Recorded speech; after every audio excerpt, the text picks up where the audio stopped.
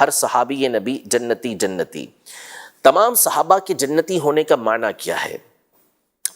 معنی یہ ہے کہ یہ صحابہ کرام علیہم رضوان اصلاً جہنم کے اندر داخل ہی نہیں ہوں گے. صحیح. یعنی جو نبی پاک صلی اللہ تعالیٰ علیہ وآلہ وسلم کا امتی ہے، بالآخر اپنے ایمان کے سبب وہ جنت کے اندر تو داخل ہوگا. ٹھیک ہے؟ یعنی امتی بھی جنت کے اندر داخل ہوں گے. جس کا ایمان سلامت ہے یا کسی اور امت سے بھی تعلق رکھتا ہے، ایمان سلامت ہے، جنت کے اندر اس نے بھی داخل ہونا ہے.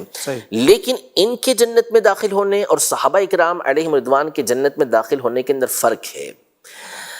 امتیوں میں سے ایک تعداد ہے جن کے بارے میں یہ وعید آ چکی ہے کہ کچھ نہ کچھ افراد ایسے ہوں گے کہ جنہوں نے جہنم کے اندر داخل ہونا ہی ہونا ہے. اب وہ کون ہیں یہ ہمیں نہیں معلوم. ٹھیک ہے؟ تو ان کا معال کے اعتبار سے، آخر کے اعتبار سے ان کو جنت کے اندر جانا ہے. لیکن صحابہ کرام علیہم رضوان وہ ہستیاں ہیں کہ ان کے جنتی ہونے کا مطلب ہے کہ انہوں نے جہنم کی بھنک بھی نہیں سننی، آواز بھی نہیں سننی. تو یوں فرق اس کے اندر جاننا ضروری ہے کہ یہ اولی اعتبار سے جنت کے اندر داخل ہوں گے، اصلاً جہنم کی آواز بھی نہیں سنیں گے.